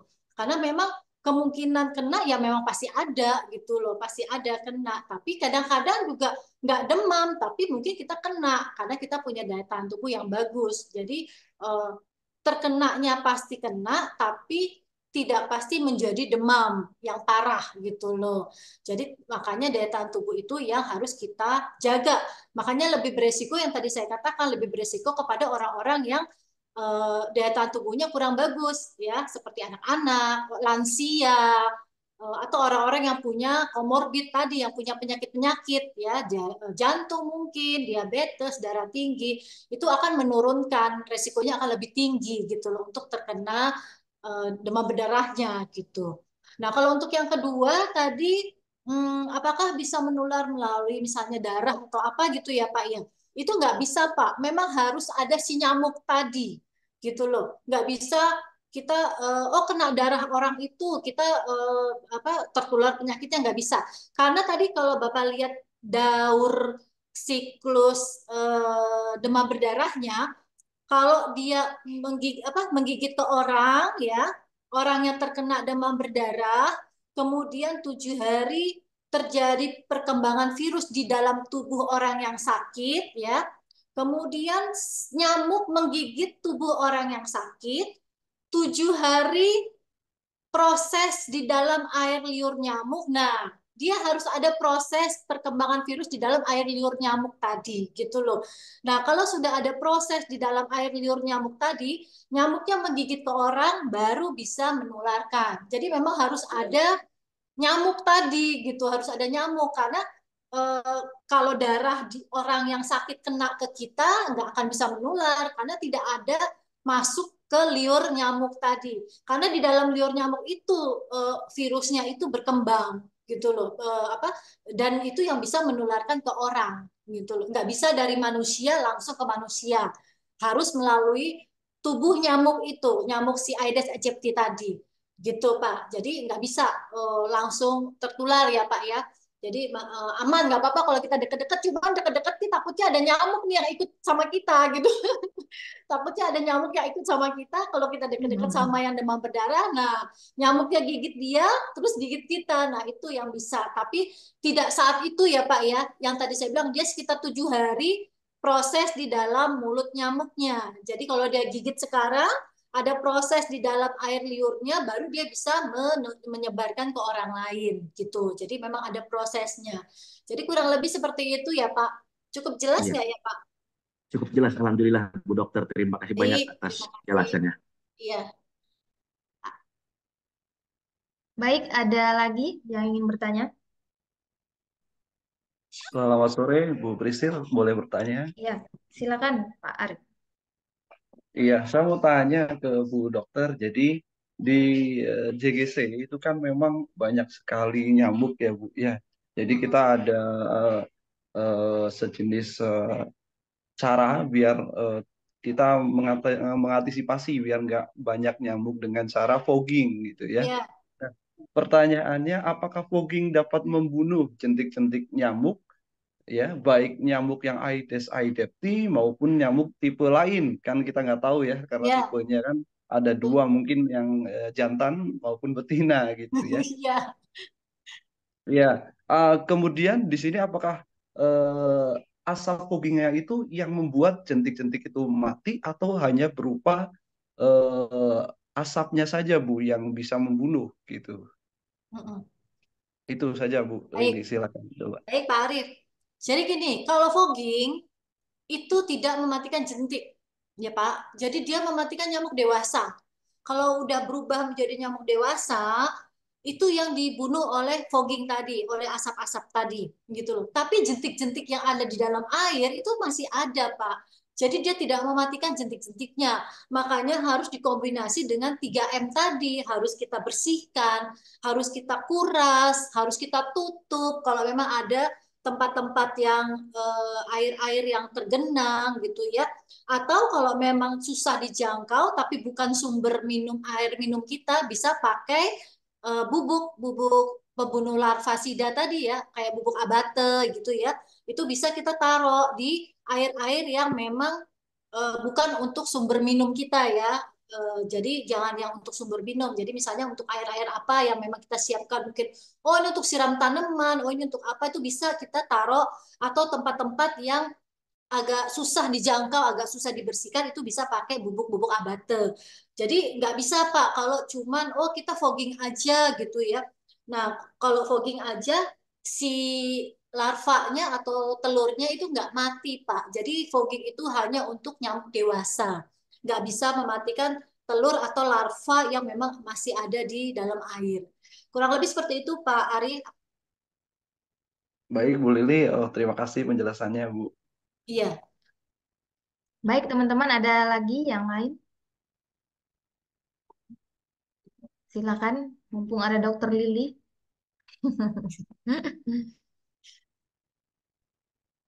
Oke, ini ada pertanyaan juga dari Pak Ferry. Saya bacain ya dok ya, di chat Baik. soalnya. Bu dok, apakah DBD dan tipes bisa berbarengan terjadi? Karena gejalanya kan mirip ya. Dan bagaimana kalau diindikasikan gejala DBD namun trombosit masih di atas 200? Jadi itu DBD, tipes atau apa ya dok? Oh ya, Pertanyaan dari Pak bisa. Ferry. Baik, bisa Mbak, bisa aja. Eh, Mungkin tubuh kita memang ada virus dengue-nya, tapi ada juga kuman salmonella tipesnya gitu loh. Itu bisa Hmm. terjadi ya. Tapi bukan berarti pasti gitu loh. Bukan berarti pasti, oh kalau udah DBD pasti tipes. Enggak seperti itu. Nah, kalau masalah trombosit, untuk demam berdarah biasanya kita nggak hanya memantau trombositnya aja, kita cek lagi yang namanya anti dengue gitu ya. Ada di laboratorium kita cek anti dengue gitu. Nah itu untuk lebih memastikan lagi sebenarnya kita dengue atau enggak. Kalau trombosit itu kan untuk memantau ya. Untuk memantau trombositnya turun apa enggak. Kadang-kadang trombosit enggak turun tapi dengue-nya anti dengue-nya positif gitu loh. Itu bisa terjadi seperti itu. Mungkin dia turun tapi enggak yang sampai turun sekali, enggak yang sampai terjadi perdarahan gitu. Tapi anti dengue-nya positif. Jadi kalau di lab biasanya kita cek lagi ada yang namanya anti dengue untuk memastikan bahwa sebenarnya kita terkena dengue apa enggak gitu loh. Trombosit hanya untuk pemantauan. Pemantauan aja agar dia tidak jatuh ke apa shock tadi ya, ke kondisi yang si trombosit terlalu rendah. Kalau trombosit terlalu rendah itu yang menyebabkan perdarahan. Nah, kalau perdarahannya terlalu banyak, itu akan menyebabkan kita jadi shock ya, jadi kita nggak sadar gitu loh, jadi koma bahkan gitu, karena perdarahannya terlalu banyak gitu. Jadi trombosit kita lakukan untuk screening dan untuk pemantauan, tapi kalau untuk memastikan kita cek namanya anti dengue gitu Mbak. Gitu, oke. Hmm, Pak Ferry sudah jelas ya, Pak Ferry? Atau ada yang mau ditambahkan? sudah. Thank you, Dok. Cuman gini, Dok. Kan waktu itu sempat akhir Maret saya sempat kena DBD lah, gejala DBD mungkin gitu. Ya memang gejalanya sama sampai akhirnya mungkin sudah melewati masa Yes. kritis ya gitu kan. Ya. Akhirnya setelah melewati masa kritis, saya baru ke dokter nih. Ternyata ketika saya ke dokter gejalanya dia bilang hanya gejala DBD, jadi cek darah. Tapi dia nggak bilang harus cek dengue tadi. Dia hanya cek darah aja dan dicek darah ternyata tidak tidak ada ini apa namanya trombositnya masih tinggi dan memang ada indikasi tipes gitu kan. Dan rumah sakitnya cuma bilang yaudah istirahat di rumah aja Pak, nggak usah dirawat gitu kan. Mungkin gini, Jadi DBD Pak. itu nggak perlu dirawat juga bisa sembuh ternyata ya. Bisa, kan tadi saya udah bilang tidak semua DBD harus dirawat gitu loh. Tapi di rumah tetap ada pemantauan. Mungkin Bapak udah berapa hari demamnya gitu. Pada saat ke dokter itu Bapak sudah berapa hari demamnya? Mungkin sudah 4 hari. 4 harian ya, sudah empat Ya. harian kan. Nah, 4 harian itu sebenarnya kalau di eh, kurva demamnya itu sebenarnya memang masa kritis. Nah, kalau 4 hari aja dia masih bagus, berarti Bapak kan nggak sampai jatuh ke masa kritis gitu loh. Makanya dokternya bilang, oh ya sudah nggak apa-apa, Bapak rawat di rumah saja gitu loh. Karena biasanya kalau memang dia jatuh ke kritis, 4-5 hari itu Bapak kondisinya memang benar-benar drop gitu loh. Nah, kalau karena kondisi Bapak baik-baik saja, masih stabil, makanya dokternya berani menyarankan untuk ya udah dirawat di rumah, istirahat sambil dipantau karena trombositnya masih 200 gitu. Masih 200 kan masih Hmm. dikategorikan normal lah ya, masih Ya. masih nggak yang ngedrop banget sampai di bawah 100 gitu loh. Karena yang tadi saya bilang trombosit untuk pemantauan gitu loh. Dalam waktu 4 hari trombosit Bapak masih 200, berarti kondisi Bapak masih baik. Walaupun Bapak nggak dicek dengue-nya gitu loh. Dia cuma lihat dari gejala, memang mengarahnya ke dengue, tapi 4 hari trombosit masih 200 itu dikatakan kondisi Bapak masih stabil, jadi masih bisa untuk dilakukan rawat inap di rumah, rawat jalan aja di rumah gitu. Tapi di rumah ya itu tadi tetap dipantau gitu Pak ya. Seperti itu sih Pak sebenarnya. Jadi tidak semua dengue harus dirawat. Dokternya pasti lihat Hmm. kondisi. Kalau kondisinya baik, aman, ya udah di rumah nggak apa-apa, tapi pasti dengan pesanan. Kalau memang ada kondisi yang gawat, misalnya tiba-tiba pingsan atau lemes lah, tambah lemes gitu ya, perdarahannya tambah hebat, ya harus segera ke rumah sakit. Balik ke Kurang imun lebih tubuh seperti kita ya itu. dok ya. Iya, baik. Kurang Oke lebih oke, seperti itu thank ya, you. Pak. Iya. Oke, saya bacain yang selanjutnya ya dok dari Ya, Bapak Muhammad Rizky. Izin nanya dok, apakah ibu hamil atau menyusui terkena gigitan nyamuk Aedes aegypti akan nular ke anaknya juga? Kira-kira gimana dok? ibu menyusui sih, ibu menyusui enggak ya, dia kan enggak menular melalui susu ya, menular melalui Oh, susu. Tapi kalau karena nyamuk ya? iya kan harus digigit nyamuk gitu loh. Tapi kalau ke bayi sih mungkin aja ya. Kalau ke bayi kan dia di dalam kandungan, tapi kita kan nggak bisa cek ya, nggak bisa cek darah bayinya. Yang bisa kita cek kan ibunya. Tapi kan kalau ibunya memang terkena, memang betul kena dengue, kan kita obati ibunya secara otomatis bayinya juga akan diobatin berarti kan. Yang penting kita memberikan obat-obatan yang memang aman untuk ibu hamil gitu. Oke, Tapi kalau menyusui tidak enggak. Kecuali kalau oh bayinya digigit nyamuk ya. ya, kalau udah lahir ya, berarti kalau dalam Iya, perut kan belum iya. belum tentu belum bisa. Ya, Kalau udah lahir, lagi nyusuin tiba-tiba ada nyamuk, nah ya udah mau nggak mau kena deh akhirnya bayinya gitu. ya, ya. Oke, begitu Pak Rizky. Apakah sudah jelas? Ada lagi nih dok dari Ibu Heni. Dok, untuk fase penyembuhan kan 6 sampai 7 hari, tapi kenapa ada rumah sakit yang memulangkan pasiennya 3 sampai 4 hari? Itu gimana dok? Ya, mungkin gini, yang kembali lagi lihat kondisi gitu loh. Kan tidak semua demam berdarah dirawat ya kan, bisa di rumah gitu loh, bisa di rumah. Jadi kalau dilihat kondisinya aman, trombositnya bagus, eh, pasiennya juga baik gitu, atau dilihat dari awal mula demamnya. Mungkin dia demamnya udah nggak 3 hari, mungkin demam sebelumnya dia udah demam tapi nggak rasa gitu loh, belum terlalu dirasakan gitu. Begitu dirasakan itu mungkin 3 hari yang lalu, mungkin ini sudah masuk ke 6 hari bisa juga gitu. Tapi nggak apa-apa, rumah sakit pun tetap akan memantau dan kalau memang kondisinya baik 3 hari bisa dipulangin gitu. Tapi biasanya tetap disarankan untuk cek ulang darah. Pasti dia dikasih pengantar untuk oh nanti besok cek ulang ya atau 2 hari lagi cek ulang darahnya ya untuk di pemantauan. Biasanya seperti itu Mbak dilakukannya. Jadi lihat kondisi sih Mbak. Sebenarnya kan Hmm. bisa rawat jalan ya. Tapi kalau memang dokternya memantau 3 hari aman dipulangkan ya nggak apa-apa. Nggak Trombositnya apa-apa. bagus ya nggak apa-apa juga gitu. Oke, ya, ya. Begitu Bu Heni, mungkin sudah jelas atau ada yang mau Ya, ditambahkan? Ini ada lagi dok dari Ibu Nofri. Izin nanya dok, apakah ada suplemen untuk orang yang sudah terkena DBD? suplemen. Ini banyak nih ya yang nanya ya suplemen. Dok minum ini apa jus jambu gitu ya. Hmm. Atau minum rebusan Minum apa tuh? Fufang, tuh Ah ada ya, yang ya, namanya kupang Fufang. gitu. Heeh. Atau minum rebusan apa sih daun ubi jalar katanya. Ada juga Oh, tuh untuk menaikkan trombosit. Sebenarnya sih nggak apa-apa juga gitu. Tapi secara penelitiannya tuh belum ada yang mengatakan oh ya minum jus jambu atau minum vitamin A, vitamin B atau vitamin apapun itu bisa menaikkan trombosit gitu loh. Tapi intinya jus jambu atau apapun itu kan vitaminnya banyak gitu ya, vitaminnya banyak. Jadi kita minum pun nggak apa-apa.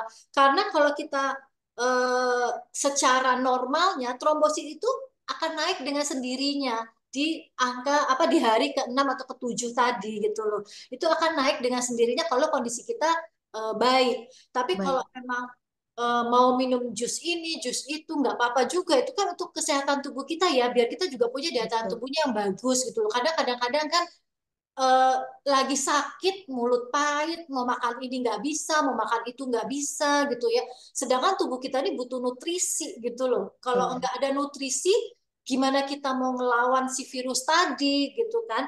Jadi nggak apa-apa juga lah kita minum jus jambu, minum rebusan apa gitu, minum fufang atau apa itu kan pasti herbal-herbal yang meningkatkan daya tahan tubuh kita gitu.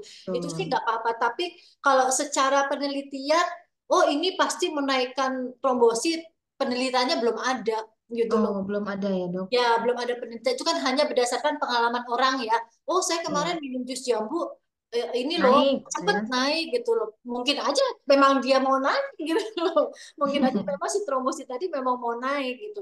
Tapi nggak apa-apa sih, nggak dilarang juga sih. Biasa kalau di rumah sakit juga biasanya nggak dilarang kok untuk minum jus jambu lah atau minum apa gitu. Nggak apa-apa juga. Itu kan vitaminnya tinggi ya. Iya.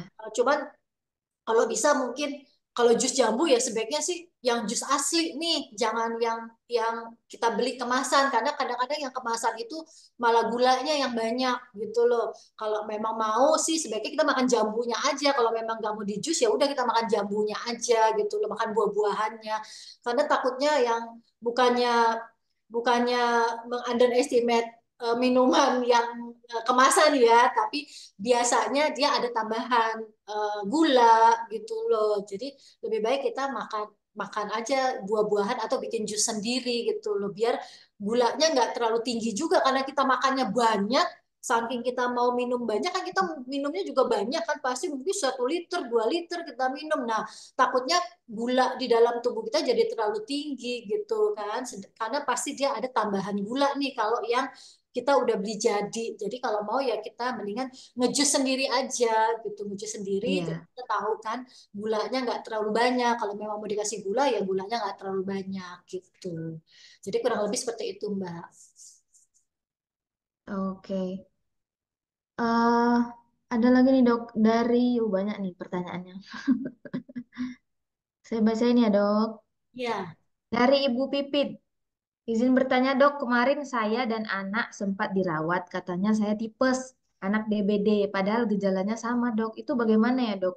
Nah ini udah ditanyain sama Pak Ferry juga ya tadi. Iya gitu loh. Ya Mungkin udah mohon dicek Bu, penjelasannya. mungkin Ibu memang dicek untuk salmonellanya memang positif di ibu, yang dengue-nya positif di anak gitu loh. Karena memang ada pemeriksaan sendiri yang lebih mengarah ke tipes dan mengarah ke dengue, salmonella dan dengue anti dengue tadi itu untuk kita cek. Mungkin di ibu salmonellanya memang positif sehingga dibilang dikatakan ibu adalah kenanya tipes gitu loh. Kalau yang di anak memang dengue-nya. Gejalanya memang mirip Bu antara tipes dan demam berdarah. Oke, gitu ya. Ada lagi nih dok dari Ibu Cici. Bu Cici Andreina. Pemerintah pernah menyebarkan nyamuk Wolbachia. Bener nggak itu bacanya dok? Nyamuk apa itu ya? Ya, apakah benar nyamuk Wolbachia ini dapat membuat nyamuk Aegypti mandul dan DBD bisa ditekan melalui hal itu? Duh, info dari Hmm, mana nih, Bu Cici? saya kurang terlalu paham. Nah, Memang pernah dengar ya dulu ya, tapi saya kurang terlalu paham sih Bu, masalah proses dia membuat si nyamuk ini jadi mandul atau enggak gitu ya. mm-mm. Terus terang saya nggak terlalu paham teorinya seperti apa gitu. Tapi saya memang pernah dengar berita itu gitu. Oke. Tapi eh, teorinya dia bisa menyebabkan si ini apa Aedes aegyptinya mandul, itu saya kurang terlalu paham gitu. Prosesnya seperti apa. Yang pasti yang pasti kita untuk memutus rantai si Aedes aegypti yaitu jaga kebersihan tadi aja Bu. Jaga kebersihan, cuci atau apa tuh nama kuras tempat-tempat air sekitar seminggu sekali atau seminggu dua kali. Itu yang paling paling ini ya, paling paling bermanfaat lah yang kita rasakan sehingga benar-benar memutus rantai si jentik-jentik tadi nggak berkembang menjadi nyamuk dewasa. Oke. Kalau misalnya madu angkat, boleh nggak dok? Ini yang tadi Boleh ya. aja. Boleh ya. Yang penting bisa Boleh. naik trombosit, nggak bahaya Mm-mm. gitu ya. Iya, boleh aja, tapi tetap bukan berarti kita tidak minum obat dokternya ya. Jadi Betul. obat dokternya tetap kita minum, mau madu, angkat, mau Vivang, mau apapun itu nggak masalah gitu loh. Tapi Oke. tetap obat dokternya kita minum dan kita pantau ya. Pantau yang tadi kalau ada gejala bahaya, ya harus kita kontrol lagi ke dokternya. Oke. Ada lagi Bapak Ibu yang ingin bertanya, mohon ditanyakan langsung. Dok, aku mau nanya juga deh. Boleh. Jadi kan teman saya kemarin itu ada kena DBD kan dok. Nah, setelah kena DBD, setelah kena DBD, dia tuh botak, kerontokan dia rambutnya. Nah, itu saya mau nanya dok, itu emang setiap yang menderita DBD setelah penyembuhan itu memang rontok atau gimana dok? Enggak sih, Mbak. Memang mengalami rontok atau gimana Enggak. enggak? Enggak. Mungkin gini aja ya. Beberapa ya? Mungkin gini aja. eh yang tadi saya bilang, kita kan nafsu makannya kurang ya, mungkin ya. Ada Oke. demam, ada apa. Jadi asupannya juga nutrisinya juga kurang gitu loh. Kalau nutrisinya kurang, ya mungkin efeknya bisa juga ke rambut, rambutnya rontok. Tapi tidak karena demam berdarah, rambutnya menjadi rontok. Itu sih enggak seperti itu Oh, sih Mbak gitu loh. Ini mungkin kebetulan aja dia efeknya ke betul. rambut gitu ya. Nanti Jadi kembaliin aja folikel rambutnya mengecil mungkin ya. nutrisinya dikembalikan Nah, lagi, makannya bagus lagi. Biasanya ya nanti udah sehat kok dia sekarang. iya, perontoknya udah hilang kan. Udah hilang. Nah, jadi nutrisinya balikin apa namanya suplemen atau apapun nggak apa-apa biar nutrisi kita tubuhnya bagus sehingga semua organ tubuh kita juga bekerja dengan baik gitu loh. Rambut kita juga Betul. termasuk rambut ya, itu juga bisa bekerja dengan baik semuanya. Oke. Thank you, Dok. Terima kasih. Baik, Mungkin sama-sama. Bapak Ibu yang lain, teman-teman. Mudah-mudahan sehat selalu ya semuanya Bapak Ibu ya. Ya. Oke, Amin. baik. Terima kasih, Dok. Sangat-sangat bermanfaat, sangat Iya, berarti ya kan untuk kita semua. iya. Eh, di akhir ini kita akan membagikan hadiah. Sebelum itu kita foto dulu ya, Dok. Oh ya. Foto bareng. Oke, sebentar.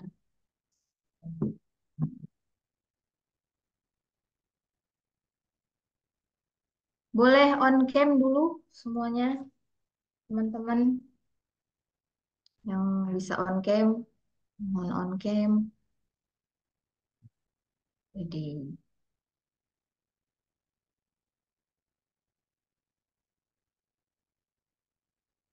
1, 2, 3. Wait, sebentar.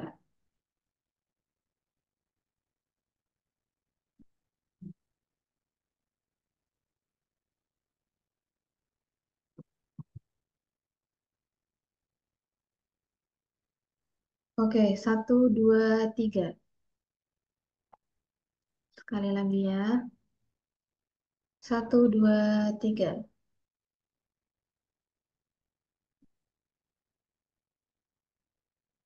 Oke, baik. Terima kasih semuanya.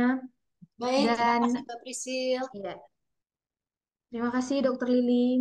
Sehat selalu. Ya, sama-sama.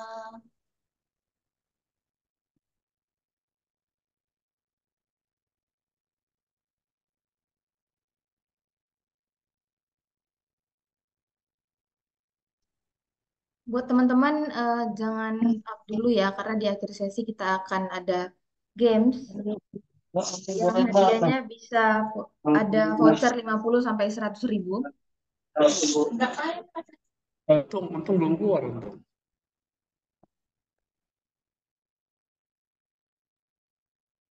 Ya, teman-teman, di akhir acara ini kita akan ada sesi kuis. Jadi teman-teman siap-siap untuk buka Kahoot-nya. Biasa kita mau kuis Kahoot. Nanti dibantu sama Mbak Prisil juga.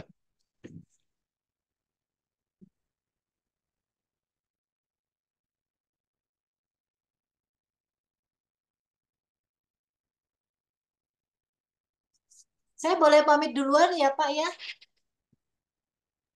Siap, baik Ibu Ya, Lili. Terima Terima kasih kasih baik, banyak terima dokter. kasih. Ya, Terima kasih atas banyak terima kasih dokter. Thank semuanya. you, jamuan Bu ilmunya. Dokter Lili. Mbak Prisil, terima kasih. Thank you, Dokter Lili. Sama-sama. Terima kasih Ibu. Nanti Ya, Amin Bu eh, Dokter Lili, kemudian. terima kasih Ibu atas ilmunya Bu. Oke, silakan dilanjut Mbak Prisil untuk kita main Kahoot. Wait. Kayaknya sih memang punya suatu ini sih. Belum ada. Nanti mau bukti, ambil kok, jangan pensil dari mana? Sampai dia nanti aku cariin deh uang tambahnya kayaknya gitu susah. Mana pinnya nih? Masalahnya ini kamu Pak, aku sudah dari kita. Ini sama aja. Hah? Sebentar. Lupa kamu. Kamu bisa. Bisa? Mbak Prisi Nah, bisa? Kenapa? Di play live, di play live. Playlight. Playlight mana maksudnya? Bukan. Nah, Kodenya belum ya? nggak sabaran kali karena sini. sabar ya. Karena Kak Ros biasanya menang dia. Iya, Agak pernah sabar ya Kak Ros. nafsu doang ikut kuis.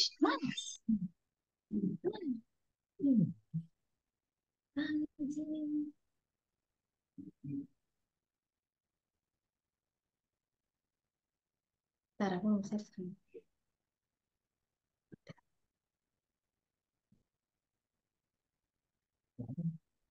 Ada.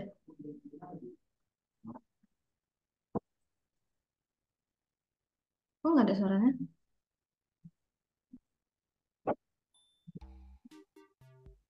Oke. Itu pinnya ya, teman-teman. Ayo, Bu Lucy ikut, Bu Lucy. Lu sering kalah. Ah, Ibu. Malu Udah tahu. merendah. Maria ini pasti menang lagi nih Maria.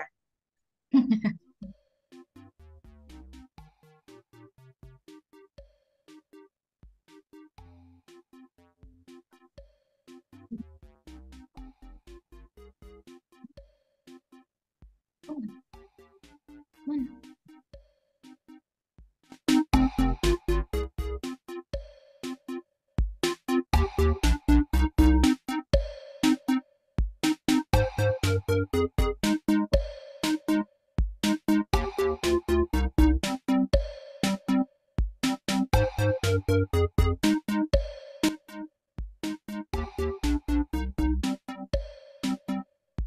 Aja.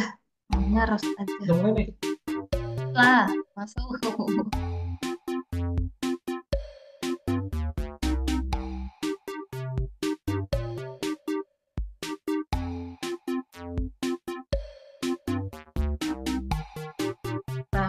748 6469.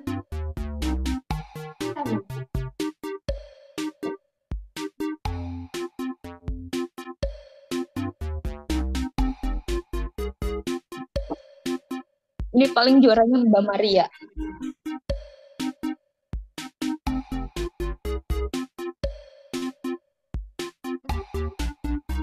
Udah ya.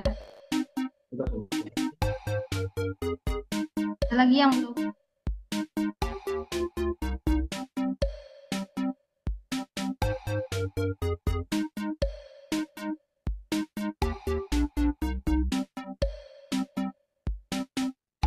Oke, kita mulai ya. Semua nih kayaknya.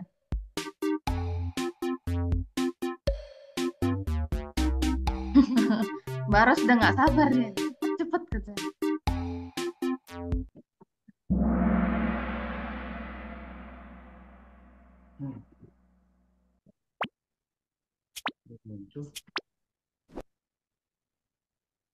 Mana? Di bawah ini adalah ciri-ciri nyamuk Aedes aegypti kecuali. Ayo, ini jelas sama dokter di sini tadi.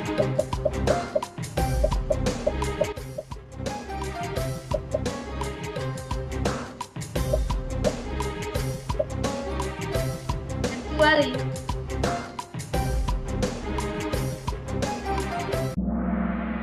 Istirahat di tempat yang kering dan terang. Wih. Oke, kita next. Wih, Pak Akbar. Pak Akbar di peringkat teratas. Hah, masa? Soal kedua. Benar atau salah bahwa DBD hanya dapat terkena hanya sekali seumur hidup? Ayo, ayo, ayo. Salah.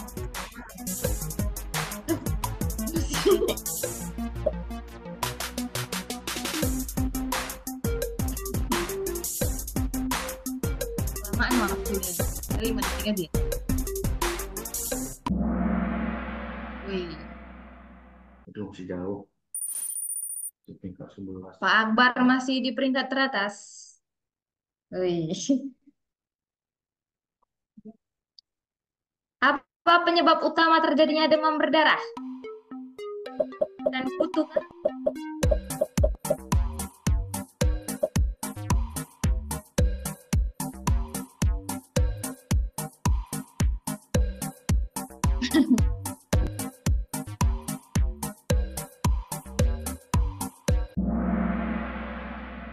Wih, pinter-pinter karyawan Wonderland.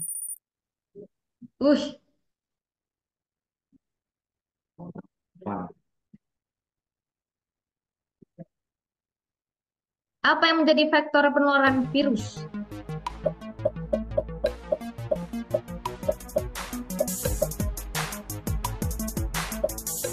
Gampang kan?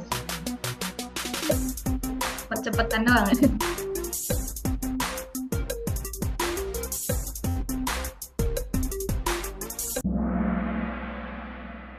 Nyamuk Aedes. Wis, Mbak Maria mengejar. Gejala yang biasanya tidak terkait dengan demam berdarah.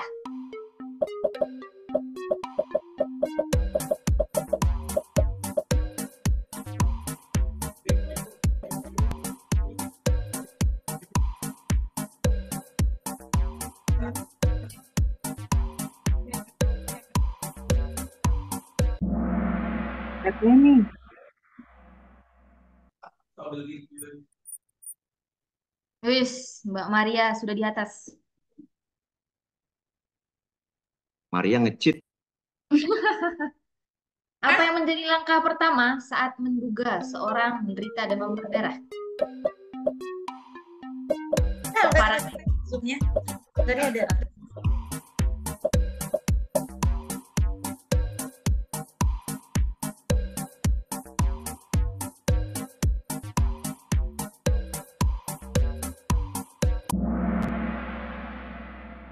Memeriksakan ke dokter.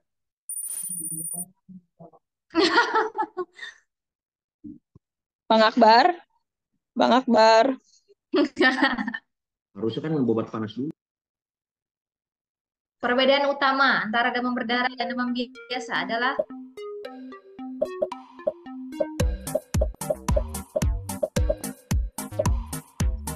Hmm.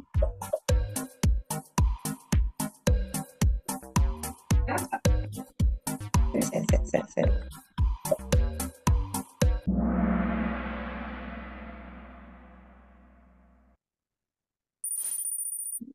Oh, jawaban. oke, makin sengit. Nyalain Mbak Ani nih. Bagaimana cara diagnosis demam berdarah dilakukan?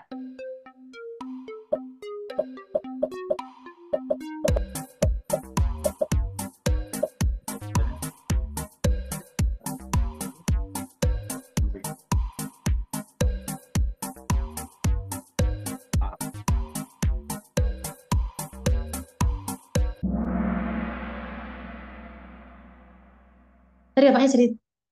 Ya. Wih, Saya tahu satu. Rangga.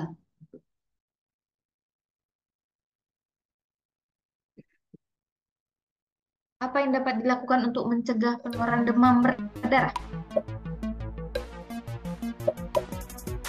Pada air jadi.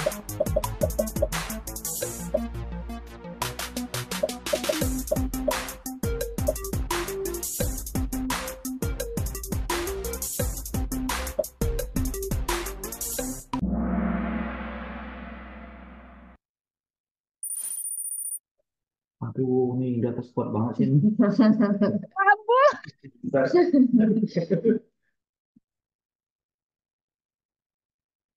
Manakah dari berikut ini yang merupakan faktor resiko utama untuk mengembangkan demam berdarah?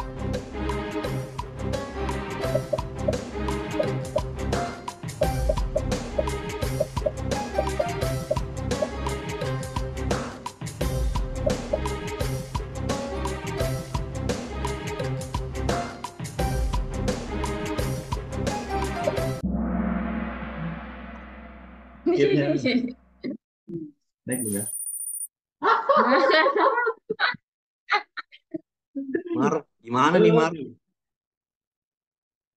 Apa yang dimaksud dengan fase kritis pada demam berdarah?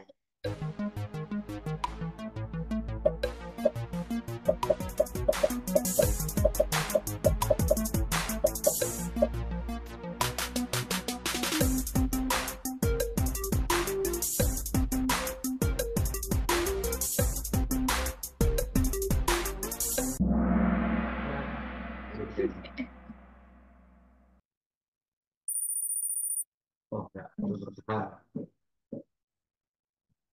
Aduh, terakhir ya. Yo, apa yang menjadi tujuan utama pengobatan pada demam berdarah?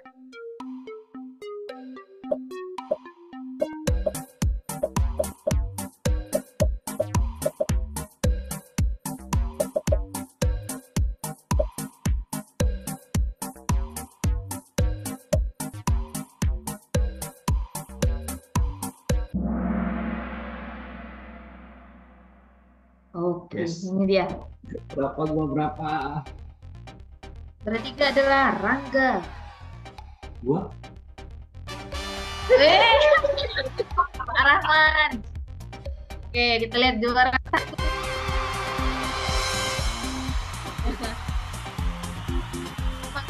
Orang dia akan Lucky terus.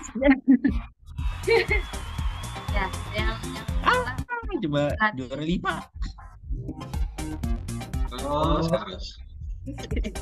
Aduh. Karos mana nih Karos nih?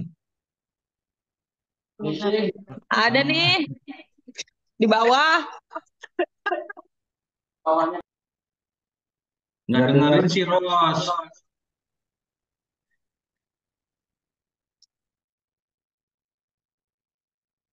Oke, buat teman-teman, terima kasih semuanya yang sudah senang kali dia, Pak Rahman. Terima kasih buat semua yang sudah menyempatkan waktu untuk bergabung, untuk mengikuti sharing knowledge hari ini. Semoga bermanfaat dan bisa jadi eh, bisa tahu gimana cara pencegahan dan mengantisipasi penyebaran DBD. Nah, buat teman-teman nanti bisa isi link evaluasi ya yang udah dikirim di email masing-masing. Eh, Sampai jumpa di webinar-webinar selanjutnya untuk topik-topik yang lebih seru lagi. Terima kasih Bu Lucy dan Mbak Rena semuanya. Terima kasih. Sama-sama, Sama, Prisil. Selamat sore. terima kasih Prisil. Oke. Terima kasih teman-teman semuanya. Terima kasih Bu Lucy. Terima kasih. Aziz kapan ke Thank Cikande? you. Mas Ajis, Kapan ke Cikande, Kemarin saya nggak Aziz? diundang ke sana. Tanggal 22, tanggal 22. Nah, dua-dua gas. Bang Firman Ya. mana? Coba lihat rambutnya Bang Firman. Terima kasih Bu Kokom. Terima kasih Pak Ferry. Thank you semuanya. Terima kasih See you. Pak Terima Ferry. kasih teman-teman di JGC, di KM, Cilejit, MPI. Hujan nggak sih?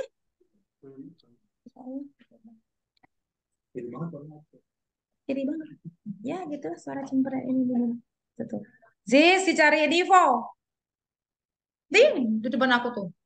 Oh iya Bu. Itu Divo Wah, ini. dia belum Ya, lebaran Bu sama aku Bu. ya, Dosanya banyak tuh. lebih muda siapa? Siapa yang harus sowan yang lebih tua dong? Oh iya, ini Niko yang lebih tua. Ya kan Ya, kelihatan ya dari kamu yang sowan ke sini lah. Kualat nanti. siap. Hmm. Sudah ke sana. Iya, bisa ke sini libur ya. Ibu Libur tanggal menyala segini. banget dari ini.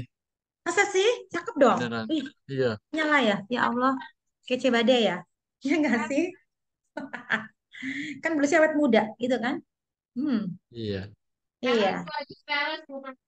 Oke, Ya, nanti ya. tanggal 22 sana. Tanggal 22, 23. Dua-dua. Oh, 22. Acara Oh apa, ya, Bu? oh ya, oh ya dua-dua kamu. Oh ya, dua-dua kayak ini ya. Dua-dua kerja ya. Kamu nggak bisa Oh, dong. iya, nggak Bisa bisa. ya. Mm-mm. Acara yang sama. Oh, lanjutan. Oh, iya, iya, iya, paham, paham, paham. Mm-mm. Oke. Oke, Bu. Mm-mm. Makasih ya, Bu. Ya. Live dulu. Dah. Thank you, Bu. Dah. Semua.